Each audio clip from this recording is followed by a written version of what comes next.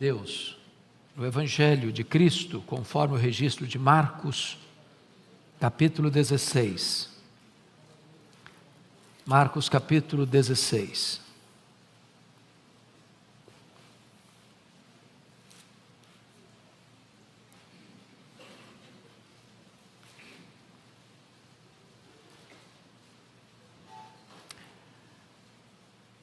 Passado o sábado, Maria Madalena, Maria mãe de Tiago e Salomé compraram aromas para irem embalsamá-lo.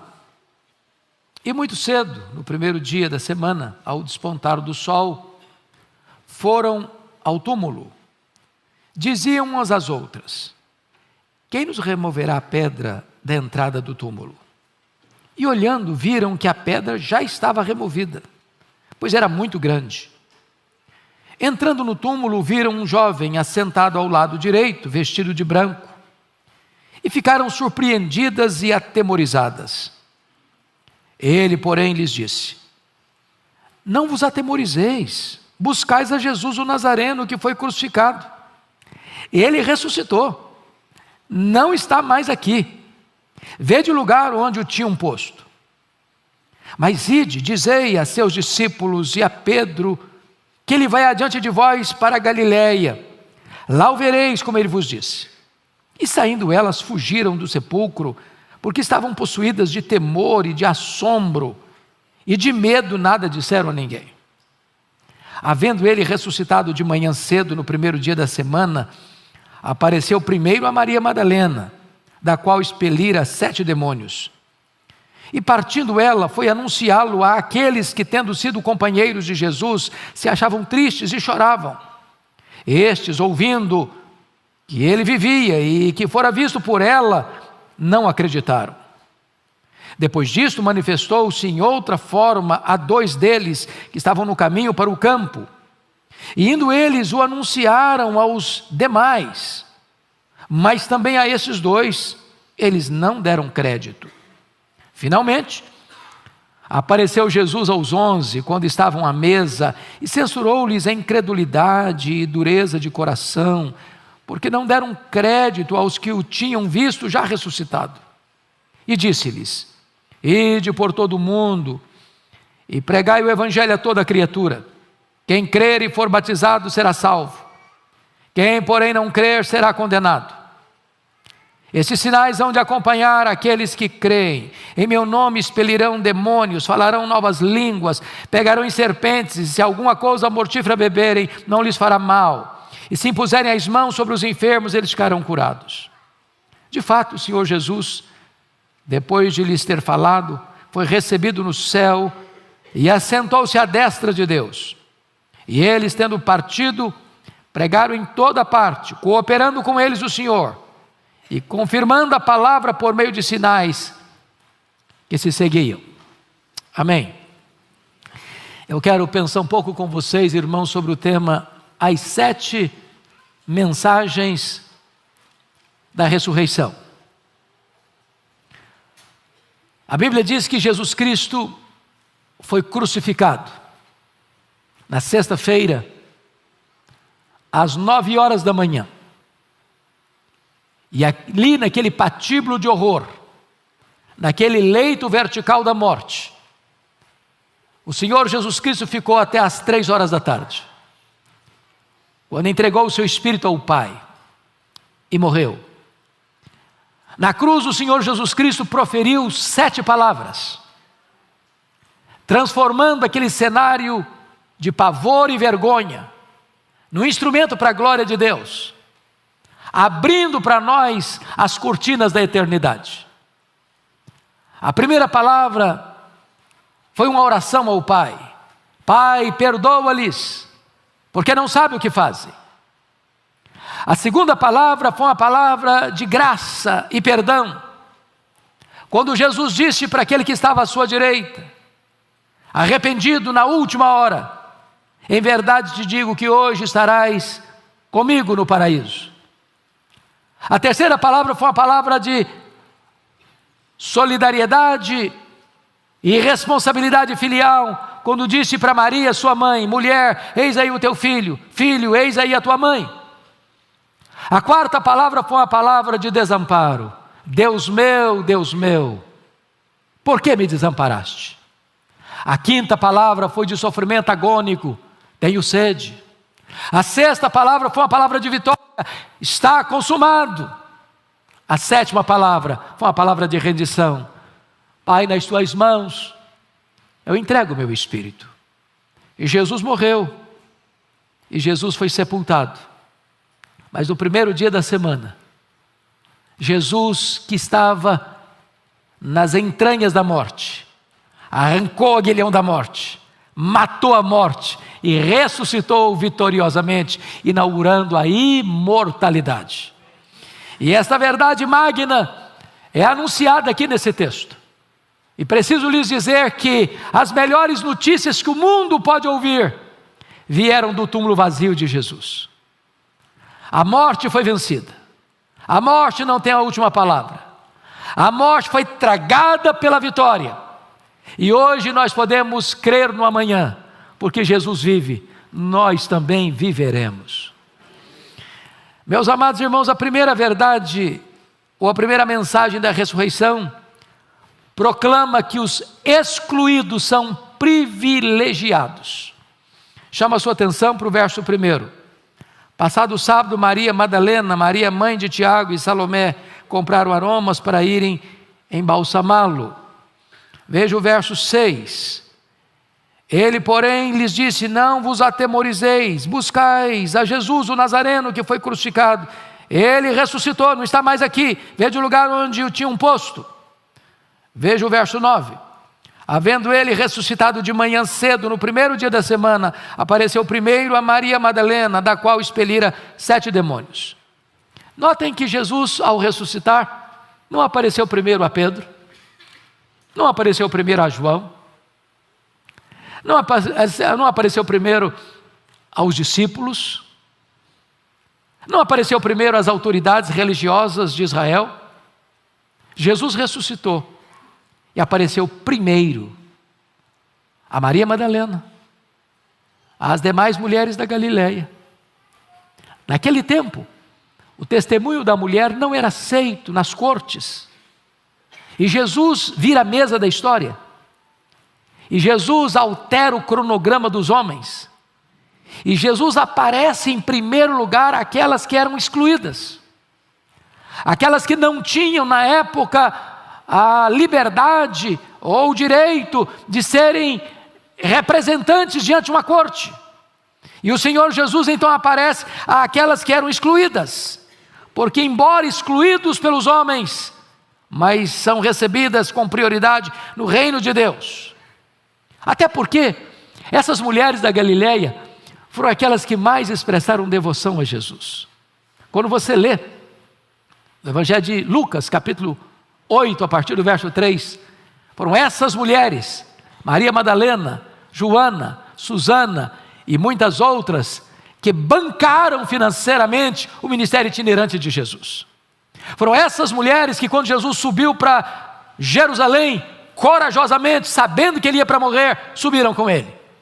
Foram essas mulheres que, quando ele foi crucificado, os discípulos se acovardaram e fugiram, exceto João.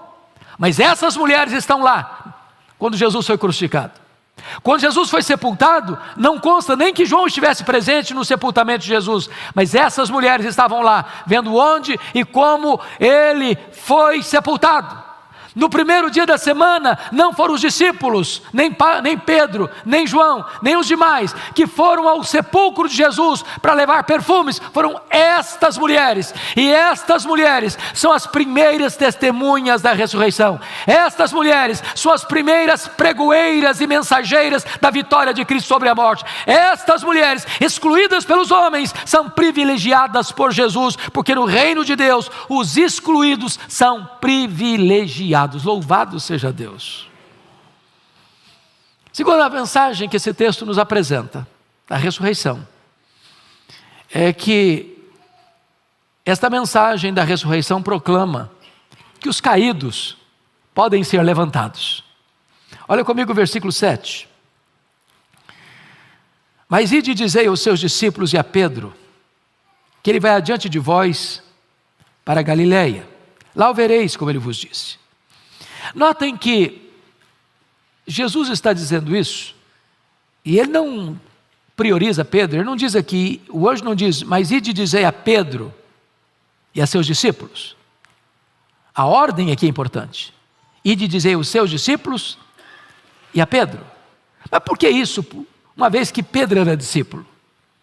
Por que isso, uma vez que Pedro sempre veio como o primeiro nome da lista dos discípulos? Porque a essas alturas o Pedro não se sentia mais discípulo. O Pedro que havia dito para Jesus, quando desciam do cenáculo para o Getsêmani, ainda que todos te abandonem, eu jamais, por ti darei minha vida, eu estou pronto a ir contigo para a prisão e para a morte. E esse mesmo Pedro que devota fidelidade incondicional, esse mesmo Pedro que se julgava melhor e mais valente e mais fiel do que os demais colegas, este mesmo Pedro que é capaz de pegar uma espada e decepar a orelha do mal, é o Pedro que se acovarda, é o Pedro que nega Jesus, é o Pedro que jura que não conhece a Jesus, é o Pedro que blasfema dizendo, eu não sei quem é este homem. E agora este Pedro está acuado pelo próprio medo. Pedro, Petros, fragmento de pedra, é apenas pó. Ele é uma contradição, ele é uma mentira, ele é um fake news. Ele te diz o melhor e é o pior, se diz o primeiro e é o último. E nesse momento, irmãos, quantas pessoas que um dia na caminhada da vida fracassaram, que mesmo crentes, sinceros, verdadeiros, mas confiando em si, tropeçaram. Quantos que talvez hoje estão manchados pela dor de terem tropeçado, de terem caído, de terem envergonhado o nome de Cristo, de terem negado o nome de Cristo, de estarem completamente arruinados pelas circunstâncias da vida. Pedro não se sente discípulo. Pedro negou a si mesmo, Pedro negou o seu Senhor, negou a sua fé, negou o seu discipulado, negou o seu apostolado. Pedro desistiu de Jesus, mas Jesus não desistiu de Pedro. Bendito seja Deus, porque hoje o Senhor Jesus está aqui também, para levantar o caído, para dar uma nova chance, para dar uma nova oportunidade, para ter você a possibilidade de um recomeço. Talvez você veja aqui hoje com o coração apertado, talvez você tenha caído reiteradas vezes, talvez você tenha negado a Jesus repetidas vezes, talvez você olhe para dentro de você e diz, meu Deus, eu não tenho mais jeito, para mim não tem mais saída, para mim não tem mais solução, pois Jesus está aqui hoje para restaurar a sua vida, Jesus está aqui hoje para botar você de pé, Jesus está aqui hoje para perdoar você, apagar o seu passado e dar a você uma nova chance daqui para frente, para você ser um instrumento nas suas mãos. Esta é a mensagem da ressurreição. Bendito seja o Senhor. Qual a terceira mensagem da ressurreição? A ressurreição proclama a gênese de uma nova criação. Olha comigo, por favor, o versículo 2.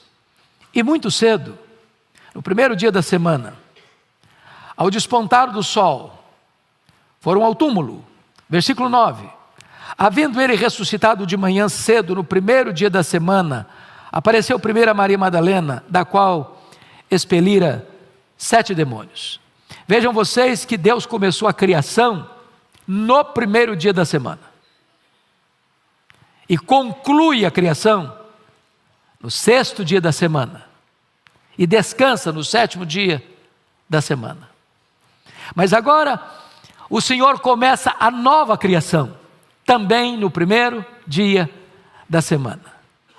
É por isso, meus irmãos, que nós estamos aqui no domingo, primeiro dia da semana, o dia do Senhor, quando Deus começa uma nova ordem, quando Deus começa um novo tempo, quando Deus traz à luz a redenção, quando o Senhor Jesus Cristo, nas entranhas da morte, arranca o aguilhão da morte e mata a morte, e traz para nós a salvação, a redenção, a vida eterna. É por isso que nós estamos aqui neste dia, a obra da redenção inaugurada, um novo mundo, um mundo espiritual. E se você hoje está andando aqui, é uma nova criatura em Cristo, um novo mundo começou. O domingo é este dia da celebração, o domingo é este dia, o dia do Senhor. O domingo é esse dia em que Jesus Cristo venceu a morte, matou a morte e ressuscitou como primícias dos que dormem. É por isso que nós adoramos ao Senhor no dia do Senhor. Notem vocês, Jesus ressuscitou no primeiro dia da semana. Jesus apareceu aos seus discípulos no primeiro dia da semana. Jesus apareceu a João na ilha de Patmos no primeiro dia da semana. A igreja cristã se reunia para celebrar a ceia no primeiro dia da semana. Você e eu, no primeiro dia da semana, o dia do Senhor, estamos aqui. E por que nós estamos aqui? É porque Jesus ressuscitou. Se Jesus não tivesse ressuscitado, não haveria história para contar, não haveria redenção para nós, não haveria perdão para nós, não haveria cânticos dos nossos lábios, não haveria vida eterna para nós, não haveria céu para nós. Ele ressuscitou, uma nova ordem foi inaugurada, e por isso você e eu estamos aqui hoje para adorar o Rei da Glória, o Senhor Jesus Cristo, aquele que começou uma nova história na nossa velha história. Mas há uma quarta verdade que eu gostaria de trazer aqui, a mensagem da ressurreição. A ressurreição proclama que o cristianismo não é apenas uma instituição, que o cristianismo não é apenas um credo, que o cristianismo é, na verdade, um movimento. Olha comigo o versículo 7, por gentileza. Mas ide, dizei a seus discípulos e a Pedro, que ele vai adiante de vós para a Galileia. Preste atenção, ele vai adiante de vós para a Galileia, lá o vereis, como ele vos disse. Notem comigo que o cristianismo é muito mais do que uma instituição. É muito mais do que uma organização. O cristianismo é muito mais do que um corolário de doutrinas, de credos, de crenças. O cristianismo é a religião do caminho, do movimento. O cristianismo é um organismo vivo que segue a liderança de Cristo. Ele está diante de nós. Nós não precisamos temer o amanhã, porque ele está na nossa frente. Nós não precisamos temer a morte, porque já venceu a morte. Nós não precisamos ter medo do julgamento, porque ele já nos declarou justificados diante do seu trono. Nós não precisamos ter medo dos horrores do inferno, porque quem está em Cristo não entra em juízo, mas já passou da morte para a vida. Nós não precisamos ter medo da eternidade, porque Ele está lá na eternidade. Nós não precisamos ter medo da caminhada da vida, porque Ele vai à nossa frente. Nós seguimos o Cristo vencedor. Nós seguimos aquele que é o caminho, a verdade e a vida. Nós entramos por aquele que é a porta. Nós não precisamos ter medo, porque Ele está indo à nossa frente. Louvado seja Deus! Nós não pertencemos apenas a uma instituição, nós pertencemos a um movimento, porque o nosso Senhor está indo, liderando na nossa frente. Ele sempre está conosco, Ele sempre nos lidera, Ele sempre nos guia, Ele sempre nos acompanha. Mas, irmãos queridos, há uma quinta verdade, há uma quinta mensagem da ressurreição. A mensagem da ressurreição proclama a transformação da rotina numa celebração de encontro com Jesus. Ainda o versículo 7, prestem atenção nisso. Mas ide dizer aos seus discípulos e a Pedro, que ele vai adiante de vós para a Galileia, lá o vereis. Vamos entender isso aqui. Galileia era o local onde esses discípulos moravam. Todos eles eram da Galileia, exceto Judas Iscariotes, que já a essas alturas havia suicidado, por ter traído Jesus, e não se arrependido. Galileia aqui é mais do que um lugar físico, é mais do que uma geografia. Galileia era o local onde eles viviam, onde eles trabalhavam, onde eles se relacionavam. Eu quero dizer para você que o Cristo ressurreto, Ele se encontra conosco, não apenas no templo, ou nós nos reunimos aqui no domingo, ou dia outros da semana para adorar. Jesus não se encontra conosco apenas numa conferência especial, num retiro especial, num acampamento especial. Jesus vai ao nosso encontro e vem ao nosso encontro, é lá na nossa Galileia, é lá no seu escritório, é lá na sua empresa, é lá no seu hospital, é lá no seu comércio, é lá dentro da sua casa, é lá na sua cozinha, é lá onde você trabalha, é lá onde você se relaciona, é lá onde você tem luta, é lá onde você tem angústia, é lá onde você tem dor. O Senhor encontra com você, é no cotidiano da sua vida, é na rotina da sua vida, é lá mesmo. E Ele vai encontrar com você lá para curar você, para restaurar você, para trazer esperança para você, para trazer um novo cenário na sua vida. Diz a Escritura que quando Pedro e os seus discípulos, seus colegas, quando discípulos foram para Galiléia, Jesus não estava lá. E Pedro disse assim para os seus colegas: eu vou pescar, acabou para mim. Vou voltar para o passado, vou voltar para as redes, vou voltar para a minha empresa pesqueira, acabou para mim o meu sonho, não tem mais futuro, não tem mais esperança para mim. E diz a Bíblia que naquela noite eles não pegaram nem uma piaba, a noite inteira trabalhando e nada. Estão retornando, já de manhãzinha, as redes vazias, coração empapuçado de dor. E diz a Escritura que lá na praia tem alguém que eles não sabem quem é, eles estão a 100 metros da praia, e este estranho que está do lado de cá pergunta para eles assim: filhos, tendes aí alguma coisa de comer? E eles responderam: não. E o desconhecido para eles diz assim: lançai a rede à direita do barco e achareis. E João, talvez mais sintonizado com as coisas espirituais do que Pedro, troveja nos ouvidos de Pedro: ô Pedro, é o Senhor, Ele chegou, Ele veio ao nosso encontro. E diz a Escritura que depois que eles lançam as redes e do lado direito, em obediência a Jesus, 153 grandes peixes começam a pular.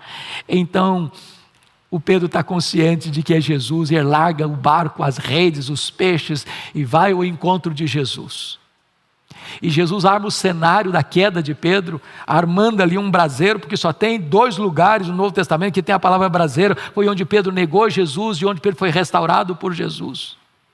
Para Jesus curar a psique de Pedro, para Jesus curar as memórias de Pedro, para Jesus curar os traumas de Pedro, para dizer: ô Pedro, eu botei esse braseiro aqui, meu filho, para você lembrar de uma coisa: na mesma geografia que você caiu, eu vou levantar você, no mesmo cenário que você me negou, você vai ter a oportunidade de me confessar, no mesmo lugar que você foi derrotado, agora você vai ser vitorioso. Aqui eu quero trazer uma nova esperança para você, um novo recomeço para a sua vida. Sabe por quê, Pedro? Porque a minha graça é maior do que o seu pecado. O Senhor está vindo hoje ao seu encontro, aí na sua intimidade, aí na sua geografia, aí na sua vida, aí no seu casamento, aí na sua família, aí na sua parentela, aí no seu trabalho, para levantar e restaurar a sua vida. Ele vem ao nosso encontro, é na nossa Galileia, no cotidiano, para nos encontrar. Mas há uma 6ª lição que eu gostaria de partilhar, a 6ª mensagem da ressurreição. A mensagem da ressurreição proclama, meus irmãos, que a vitória sobre a morte é lidar sempre com o sobrenatural na naturalidade da vida. Olha comigo o versículo 8, por favor. E saindo elas, fugiram do sepulcro, porque estavam possuídas de temor e de assombro, e de medo nada disseram a ninguém. Eu acho isso maravilhoso, sabe por quê? Um Cristo morto não produz impacto em ninguém. Um Cristo vencido pela morte é digno de dó, de comiseração. Um Cristo esquálido, caquético, preso numa cruz, não pôde salvar nem Ele mesmo. Mas o Cristo vencedor, que matou a morte, que triunfou sobre a morte, que triunfou sobre o diabo e seus asseclas, que dá vitória a você, Ele produz assombro, temor, Ele impacta a vida. E você agora pode perceber que nesse confronto com o poder de Jesus, que opera milagres, que cura enfermos, que acalma as tempestades, que levanta o morto da sepultura, lidar com esse Cristo é lidar com seus milagres. Que milagres? As transformações profundas. O morto ressuscita, o endemoniado que tem 7 demônios é liberto, aquele que estava arruinado pela vida é recuperado por Ele, aquele que estava perdido é encontrado, aquele que estava morto revive, aquele que não tinha esperança nenhuma encontra razão para a vida. Hoje, esse Cristo vitorioso, todo-poderoso, está aqui para impactar a sua vida, para mudar a sua história, para mudar o cena do seu cotidiano, para virar a mesa da sua vida, para mudar o placar do jogo da sua história. Ele causa assombro, porque com ele, caído é levantado, o covarde vira herói, e o fugitivo se apresenta para fazer a obra de Deus até os confins da terra. Bendito seja o Senhor. Mas eu quero concluir com a 7ª mensagem da ressurreição. A 7ª mensagem da ressurreição, meus irmãos, mostra para nós que a morte não tem a última palavra. Olha comigo o versículo de número 6. Aquelas mulheres foram ao sepulcro.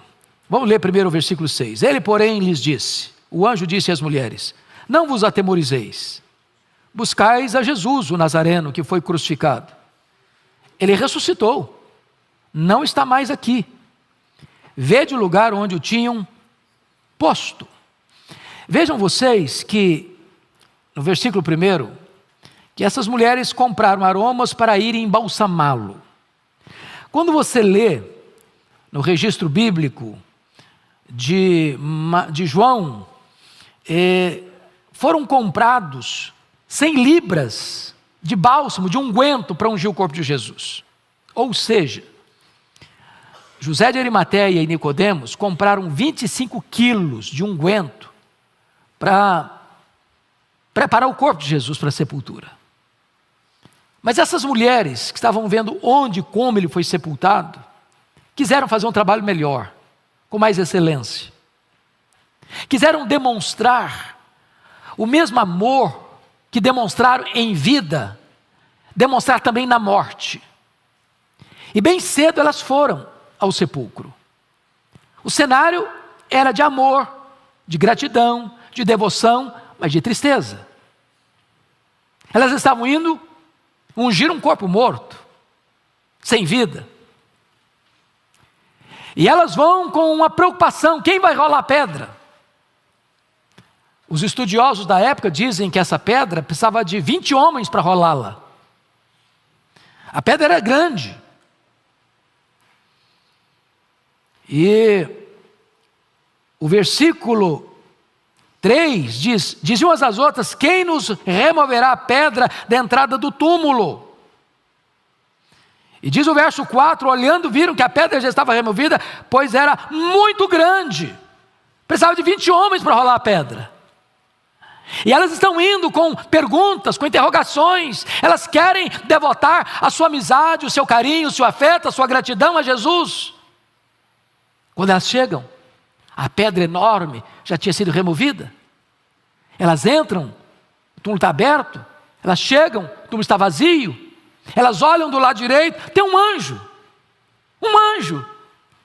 E o anjo pergunta para elas: o que vocês vieram fazer aqui? Procurar entre os mortos aquele que está vivo. O anjo diz para ela: eu sei, não vos atemorizeis, buscais a Jesus, o Nazareno, que foi crucificado. Era a morte dominando, era a morte com as suas garras detendo o Filho de Deus. Mas diz a Escritura no Salmo 16 que ele não veria corrupção. E então, o Senhor Deus, através do seu Filho, entra lá nas entranhas da morte, na casa da morte, no pavilhão da morte, no santuário da morte. E Jesus então mata a morte, arranca o aguilhão da morte, arranca o poder da morte, vence a morte e ressuscita. E quando ele ressuscita como primícias dos que dormem. Quando ele ressuscita, ele está dizendo para você e para mim: agora você não precisa mais ter medo da morte. Agora você pode dizer como Paulo: onde está a morte, a tua vitória? Onde está a morte, o teu aguilhão? Tragada foi a morte pela vitória. A morte não tem mais a última palavra. O túmulo gelado não é o nosso último endereço. Agora para nós a morte não é mais uma tragédia. Morrer é lucro. Morrer é partir para estar com Cristo, que é incomparavelmente melhor. Morrer é deixar o corpo e habitar com o Senhor. Agora os que morrem no Senhor são bem-aventurados. Louvado seja o Senhor. A morte foi vencida. Meus amados, agora, o que tem a ver isso com você e comigo? É que esta mensagem precisa ser proclamada. As mulheres foram aos discípulos e eles não acreditaram nas mulheres. Aí, dos 2 caminhantes de Emaús, tiveram encontro também com Jesus e vieram contar para os discípulos e eles não acreditaram também. E aí Jesus apareceu para eles e censurou a incredulidade deles. E agora Jesus prova para eles que está vivo. E diz para eles assim: ide por todo o mundo e pregai o Evangelho a toda criatura. O Evangelho é uma pessoa. O Evangelho é Jesus. E você que creu no Senhor Jesus, você que foi restaurado por Jesus, não pode agora guardar essa mensagem só para você. Você não pode se acovardar. Você não pode calar a sua voz. É hora de você se levantar. Na sua casa, na sua parentela, na sua vizinhança, no seu trabalho, na sua escola, nos seus contatos. E mostrar ao mundo esta mensagem. Que Jesus ressuscitou. Que Ele está vivo. Que Ele reina. Que Ele salva. Que Ele perdoa. Que Ele liberta. E que Ele vai voltar. Leve essa mensagem. Pode ter certeza, aqueles que saem levando essa mensagem têm a promessa de que os sinais vão acompanhar. Os sinais vão acompanhar, Deus vai dar poder. É só ler o livro de Atos e tudo aquilo que está escrito aqui aconteceu para aqueles que saíram e pregaram. A palavra de Deus vai ser confirmada com poder para aqueles que saem e pregam, porque o Deus Todo-Poderoso, que está vivo, que está no trono, que governa a igreja, que governa a história, que dirige as nações, está com a sua igreja. E na medida que a igreja vai, Ele vai com a igreja, cooperando para a igreja, com a igreja, para que a glória de Deus se manifeste, para que os perdidos sejam salvos, para que a glória de Deus se manifeste salvadoramente na vida das pessoas. Então, é hora da igreja se levantar e agir. Vamos ficar em pé e vamos orar.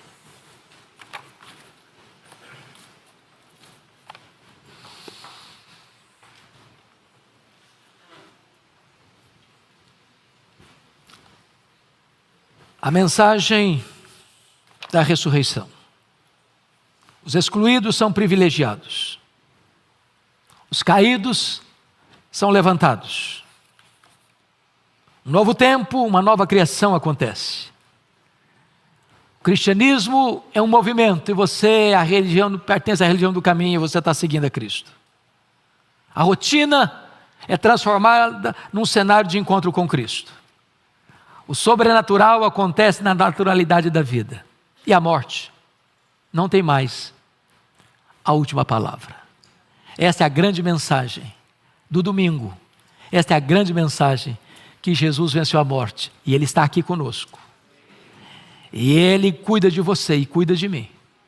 Talvez você está abatido como Pedro estava e hoje Jesus quer levantar você.